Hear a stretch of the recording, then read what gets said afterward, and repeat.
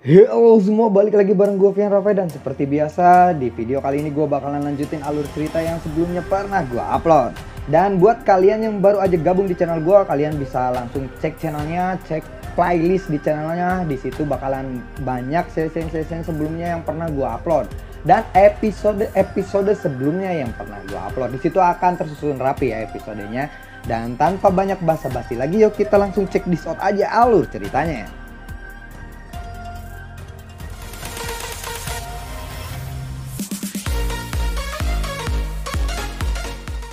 Di episode sebelumnya, Xiaoyan telah berhasil menelan api surgawi kelimanya. Saat ini dia lalu berhadapan dengan penetua Guyao. Guyao lalu berkata, "Xiaoyan, tempat ini pasti akan menjadi tempat kematianmu," ucap dari Guyao. Xiaoyan lalu menjawab, "Maafkan aku, tetapi sepertinya kamulah yang akan mati di sini," ucap dari Xiaoyan. "Kata-kata yang sombong, akan sangat mudah bagi klan Hun untuk membunuhmu," ucap dari Guyao. Lalu tiba-tiba sosok orang tua perlahan muncul di depan Xiaoyan. Ya, ternyata itu adalah Tianzu pertama yang legendaris dari Hall of Soul. Xiaoyan lalu berkata, "Akhirnya kamu bersedia untuk menunjukkan dirimu," ucap dari Xiaoyan. "Xiaoyan, kamu berani menyerahkan dirimu kepada kami. Awalnya klan telah memutuskan untuk membiarkanmu hidup sedikit lebih lama," ucap dari Tianzu pertama. Xiaoyan lalu berkata, "Belum tentu juga kalau aku yang akan terbunuh hari ini," ucap dari Xiaoyan. "Kakak, mengapa kamu perlu mengucapkan begitu banyak omong kosong kepada anak muda ini? Bunuh saja dia dan ambil jiwanya. Jiwa Doseng bisa menandingi jiwa yang telah dikumpulkan oleh aula cabang dalam 100 tahun ini," ucap dari Guyao. "Guyao, kamu benar-benar berbicara terlalu banyak kata-kata yang tidak perlu," ucap dari Yalau. "Yalau," ucap dari Guyao. "Kamu juga telah menembus kelas Doseng," ucap dari Guyao. "Aku hanya beruntung," ucap dari Yalau.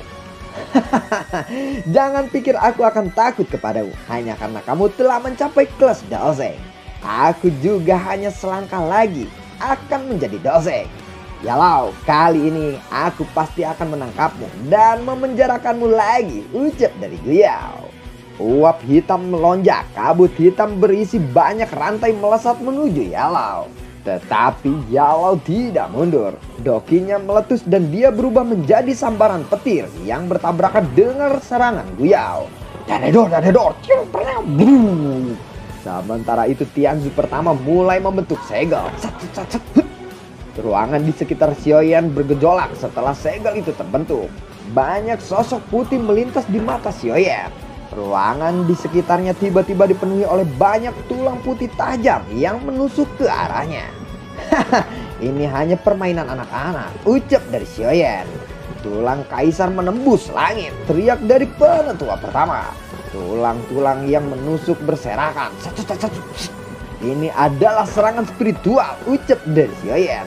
Tinju Xiaoyan terkepal, lalu dia melemparkan pukulan ke depannya. Buar! Tubuh Tianzu pertama terhuyung ke belakang setelah melihat dengan mudah Xiaoyan menghancurkan serangan spiritualnya. Kabut hitam melonjak dari tangannya dan berubah menjadi tangan raksasa yang meraih gagang tulang menyerupai pedang itu. Gagang tulang itu agak aneh, sepertinya ini bisa melukai jiwa, ucap dari Xiaoyan. "Xiaoyan, gagang tulang ini telah dibuat dari puluhan ribu tulang orang. Begitu gagang ini menyerangmu, kamu akan dimakan oleh puluhan ribu jiwa," ucap dari Tianzu pertama. "Tindakan yang tidak lazim," ucap dari Xiaoyan. Dengan dingin dia tertawa, mempertahankan api surgawi untuk menjaga tubuhnya. Aura pedang apapun yang bisa melukai jiwanya telah terhalang. Dia segera melambaikan tangannya saat 5 kelompok api muncul di depannya, termasuk api hati laut yang telah dia sempurnakan sebelumnya. Dia memiliki total 5 jenis api surgawi asli saat ini. "Karena kamu sangat percaya diri pada gagang tulangmu itu, aku akan menghancurkannya kali ini," ucap dari Xiaoyan. Segel tangan Xiaoyan lalu berubah. Lalu 5 jenis api surgawi di depannya mulai membesar. Dalam sekejap, api itu berubah menjadi serigala, macan tutul, naga, dan sebagainya. Roh api yang sangat besar. Roh itu melayang di langit dan terhubung satu sama lainnya. Setelah itu mereka membentuk formasi api yang sangat besar. Wush, wush. Tebasan penghancur jiwa, teriak dari Tianzu pertama. Segel tangan Xiaoyan berubah lagi saat dia merasakan keganasan serangan gagang tulang Tianzu pertama.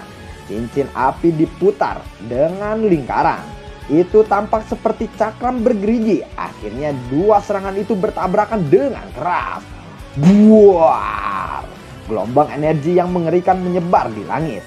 Bahkan penghalang spasial yang tertutup area ini telah terguncang. Dadedor, dadedor! Bebeng, bebeng 2000! Buar! Cakram api yang sangat besar milik Xiaoyan didorong ke belakang dan cahayanya menjadi lebih redup. Lalu menghilang. Gagang tulang itu terbang dan mendarat di gunung. Xiaoyan, kamu memang kuat. Kamu telah maju dari Doseng bintang 1 ke Doseng bintang 2 dalam waktu yang singkat. Jika kamu bersedia bergabung dengan Hall of Soul, posisimu pasti tidak akan kalah denganku, ucap dari Tianzu pertama. Xiaoyan lalu menjawab, maaf, sepertinya aku tidak tertarik atas tawaranmu itu, ucap dari Xiaoyan. Tianzu pertama lalu berkata, kamu memang orang yang sombong. Di masa depan kamu akan tahu betapa kuatnya klan Hun di benua ini. Seseorang sepertimu bukanlah apa-apa. Terlalu mudah bagi klan Hun untuk membunuhmu, ucap dari Tianzu pertama. Xiaoyan lalu berkata, apakah benar seperti itu? Sepertinya, tapi sayangnya kali ini kamu yang akan mati lebih dahulu, ucap dari Xiaoyan. Kamu yang hanya sendirian itu bisa membunuhku? Apakah kamu bercanda? Ucap dari Tianzu pertama. Tubuh Tianzu pertama perlahan-lahan bergabung dengan gagang tulang tersebut. Xiaoyan lalu berkata, penggabungan manusia dengan gagang pedang ya, ucap dari Xiaoyan. Xiaoyan, aku telah berlatih keras selama beberapa ratus tahun ini untuk menggabungkan tubuhku dengan Bone Emperor Blade ini. Ini adalah pertama kalinya aku akan menggunakannya, ucap dari Tianzu pertama. Setelah bergabung, Tianzu pertama langsung dengan cepat menghilang. Kecepatan yang luar biasa, ucap Xiaoyan yang melihat itu. Sebuah pisau tajam tiba-tiba menebas. Pisau itu setengah kaki dari kepala Xiaoyan, tapi itu meleset. Reaksimu memang cukup cepat, ucap dari Tianzu pertama. Bayangan pisau muncul dalam sekejap. Pisau itu mencoba melilit Xiaoyan.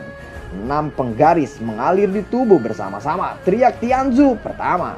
Xiaoyan menjadi serius saat serangan tajam dari Bone Emperor Blade menekannya. Dia mengepalkan tangannya dan pedang besar pun muncul. Dentang denting, ya, ting ting ting, ping, dadedor dadedor, blum, ya, cut cut cut cut, buar. Serangan Tianzu pertama berhasil menebas bahu Xiaoyan. Percikan api keluar saat Xiaoyan tertebas. Tetapi darah segarnya tidak mengalir. Itu karena Xiaoyan memakai Dragon Phoenix Ancient Armor. Tubuhmu memang keras, tetapi kecepatanmu terlalu lambat.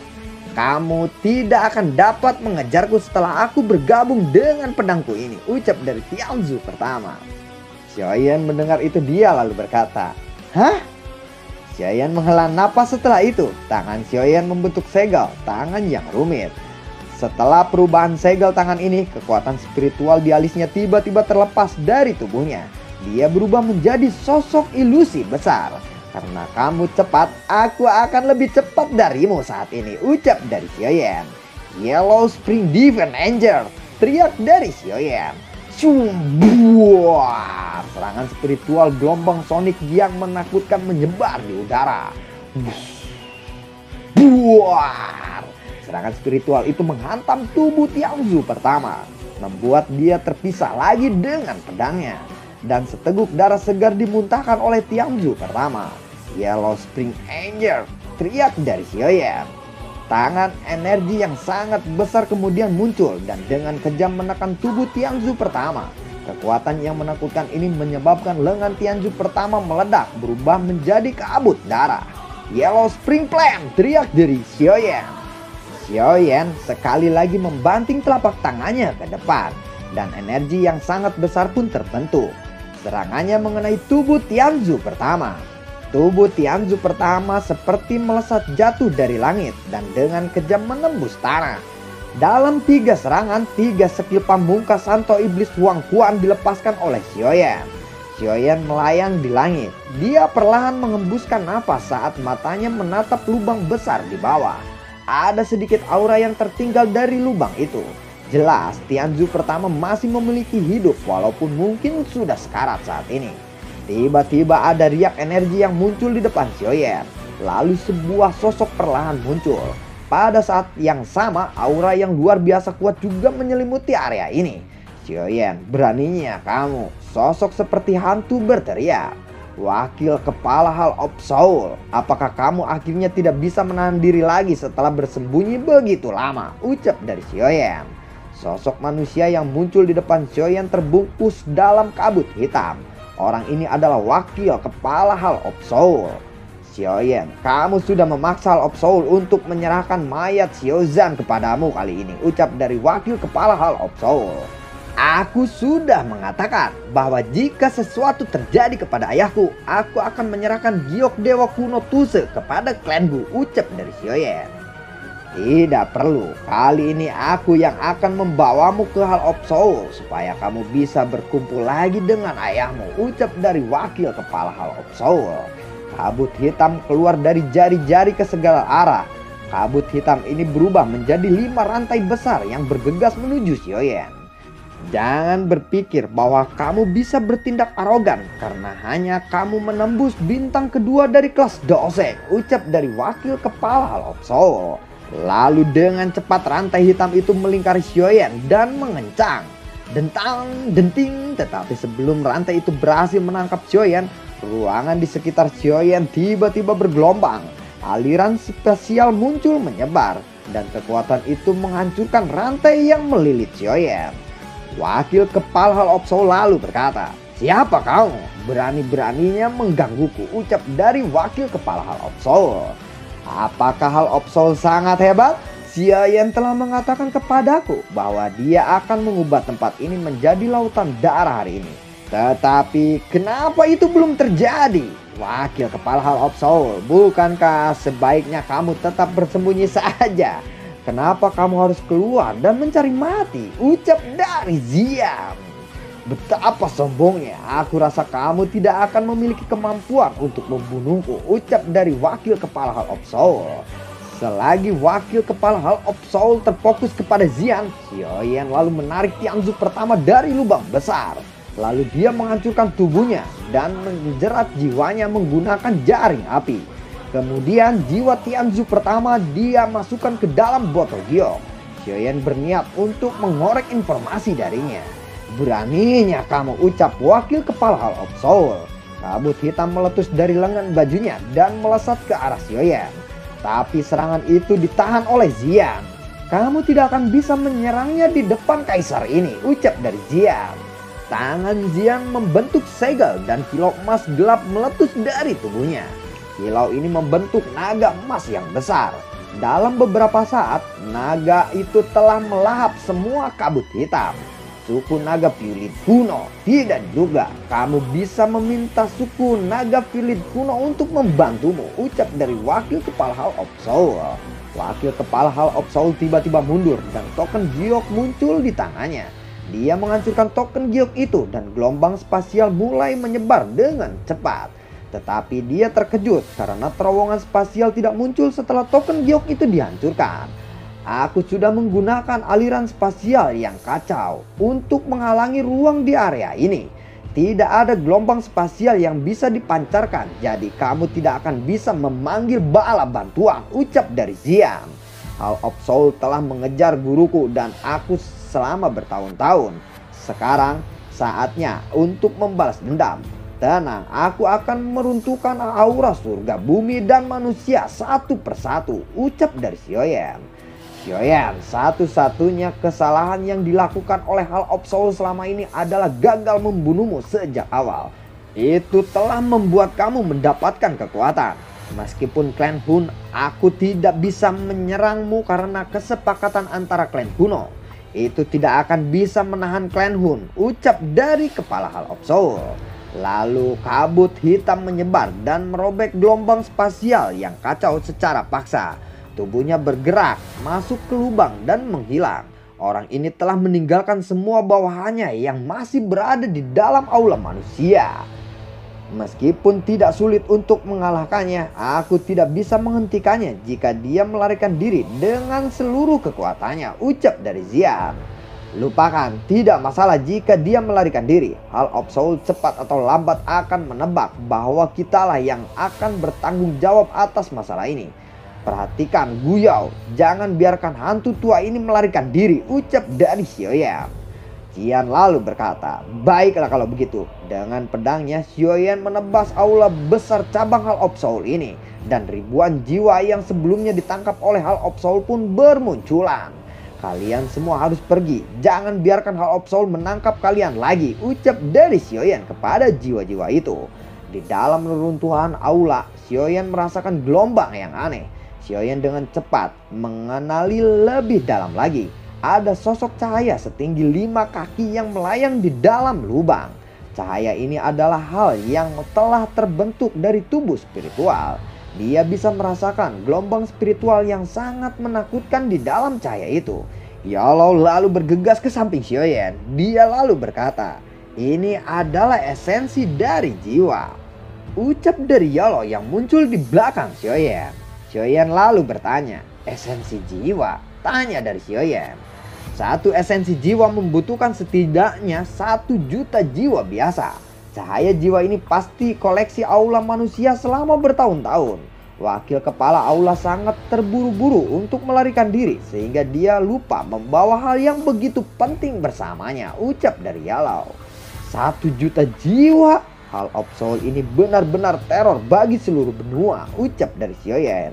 Mereka memang teroris, ucap dari Yalau.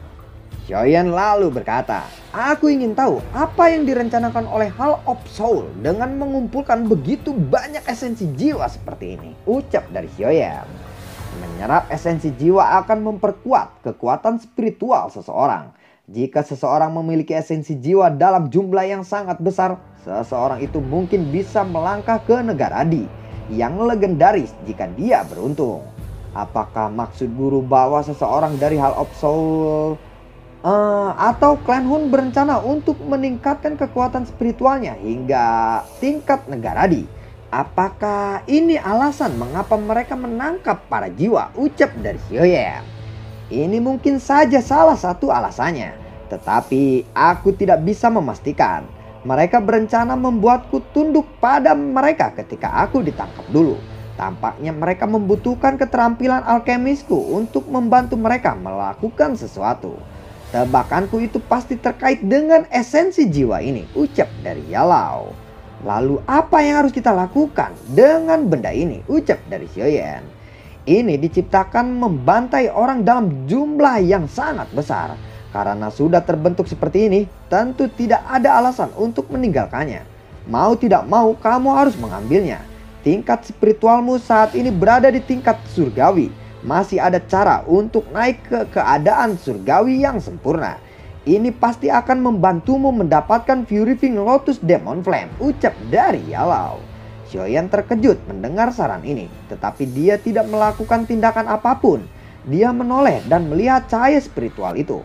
Lalu dia menyentuh cahaya itu dan berkata, aku akan membantu membalas dendam untuk kalian semua.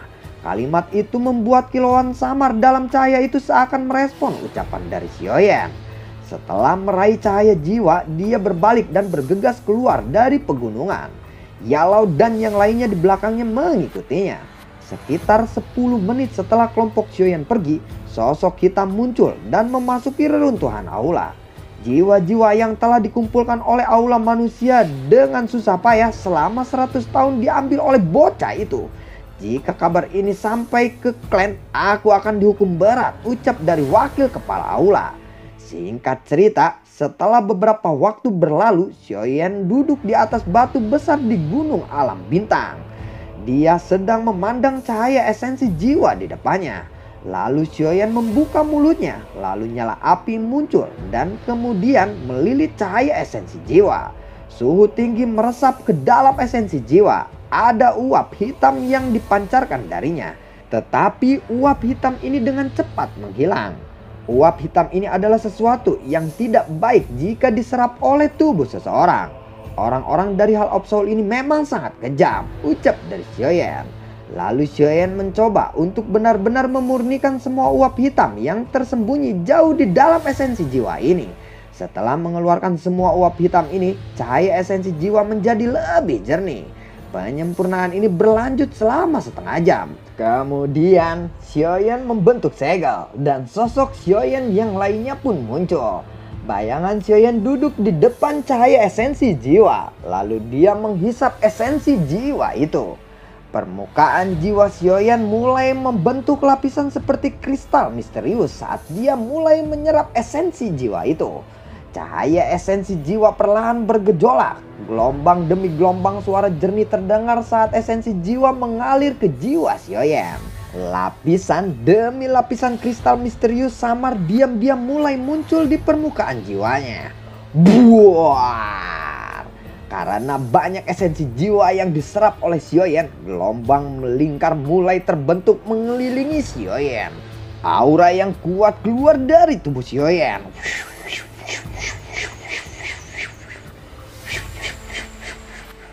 Buar!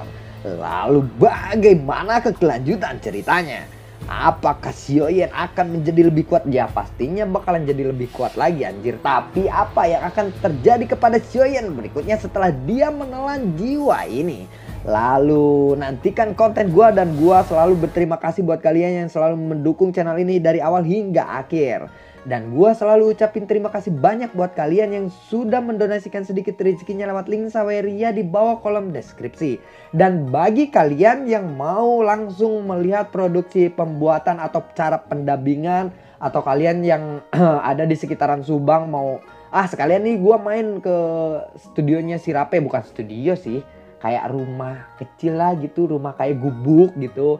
Cuman ya di sini juga banyak orang-orang yang alhamdulillah ngasih bantuan gitu sama gue, kayak misalkan ngasih ide, bikin skrip, atau ya untuk sekedar makan mie rebus mah kalian main aja ke sini gratis lah, makan mie rebus mah sama apa ya, paling air galon gratis lah. Tapi pas pulang itu kalian harus bayar sekitar 5.000 perak ya. Untuk satu mangkok mie. Oke ya, terima kasih atas dukungannya dan assalamualaikum, dadah.